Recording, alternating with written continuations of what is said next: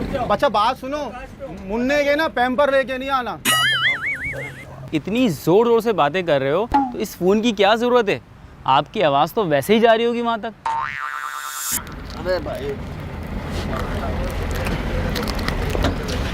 Hello, हाँ भाई, क्या हो रहा है? हाँ, गुड़िया कैसी है? क्या करते हो?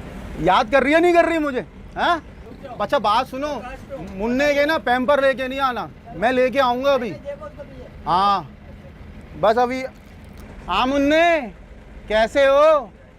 पप्पा याद नहीं आ रहे तुम्हें? हाँ अभी आके देखता हूँ तुम्हें। जो बच्चा रो रहा है ज़रा, मैं समझा कर रहे ना, छोटा बच्चा है। मुझे ये बताओ कि खाने में क्या बना है? मैंने कितनी दफ़ा बोला है भाई, मैं आलू बैगन नहीं खाता। हाँ अच्छा चलो, अब ना घर आ रहा है, हम घर पे बैठ के बात करेंगे, सही है? आ रहा हूँ, आ रहा हूँ।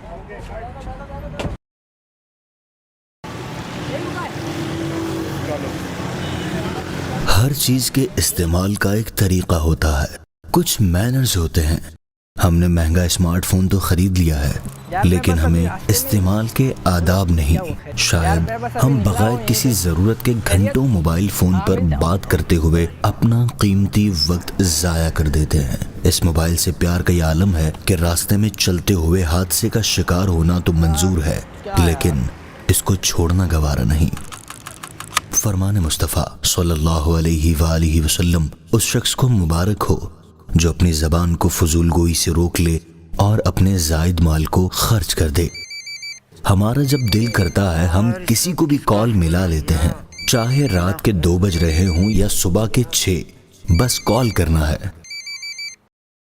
जो आपने पीछे बताया इसके हिसाब से सबका अरेंज कर दिया है, मगर आपके कुछ चीज़ें मिसिंग है जिसकी वजह से जो है प्रॉब्लम हो रही है। अगर आप उसको सही गाइडिंग कर देंगे तो ऐसा नहीं होगा। भाई के साथ देना बस ठीक है। ओके दानिश भाई, बार बार डिस्टर्ब होने से बेहतर है कि आप कॉल उठा लें और जान छुड़ाएं, ताकि हम अपना आगे का काम भी देख सकें। मामला यहाँ भी वैसा ही है कि हम जैसे इजाजत न मिलने पर दरवाजे तोड़ने पर आ जाते हैं, वैसे ही हम किसी को कॉल करें और वो जवाब न दे सके तो बस नहीं चलता तो उसके मोबाइल से बाहर जा निकलें। हम लम्हे भर को ये नहीं सोचते कि सामने वाला मसरूफ भी हो सकता है। रसूलुल्लाह सल्लल्लाहु अलैहि वसल्लम ने फरमाया, अगर तुम में से कोई शख्स किसी के घर जाए तो 3 मरतबा इजाज़त चाहे और उसको इजाज़त ना मिले तो उसको लौट जाना चाहिए। इंशाल्लाह जल्दी फ्री हो जाएंगे। हम अपने घर में हों या किसी गैदरिंग में, हमें ये ख्याल नहीं होता कि ये वक्त फैमिली का या दोस्तों का है। हम ये कीमती वक्त भी मोबाइल के अकाउंट में डाल देते हैं। मोबाइल अकाउंट तो पैसों से भर जाता है, लेकिन इन कीमती लम्हों का अकाउंट कभी नहीं भरता। यार कल तुम अकेले अकेले चले गए।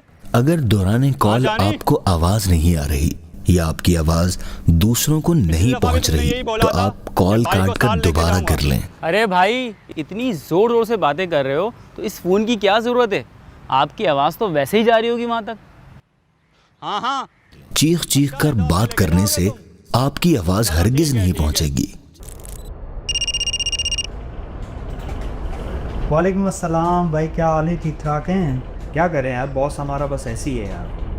चुप हो जाओ, काम करो, डिस्टर्ब हो रहा है। पावर हो। और बताओ तुम, काम कैसे चल रहा है? तुम घर वाले सब ठीक ठाक हैं? प्लीज़ आए। तुम नहीं आ रहे आजकल शूट वगैरह पे?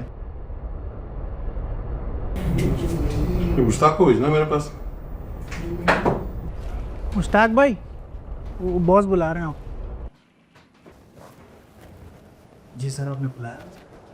बेटा जब कॉल आए तो साइड में जाके बात करते हैं।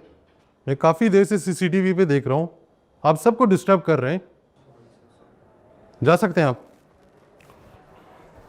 बस मैं आ रहा हूँ, गाड़ी में ही हूँ, रास्ते में खड़ा हूँ। जल्दी आना भाई, जल्दी, मैं नीचे बाहर ही आ जाऊँगा मैं।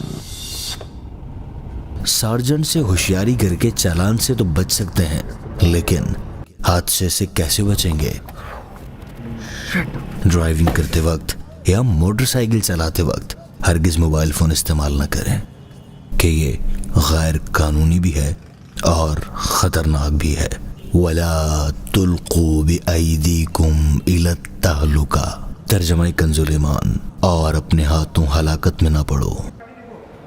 कम से कम मस्जिद में और इबादत के दौरान अपना मोबाइल फ़ोन बंद नहीं रख सकते तो इसे साइलेंट पर ज़रूर रखें कि इससे न सिर्फ आपकी बल्कि दूसरे लोगों की इबादत में भी खलल वाक़ होता है। हेलो, अस्सलाम वालेकुम। और म्यूज़िकल ट्यून बजने की सूरत में मस्जिद का तक़द्दुस पामाल होता है। जी जी। अपने हाथों से मोबाइल इस्तेमाल करें, लेकिन मोबाइल के हाथों हरगिज़ इस्तेमाल ना हो।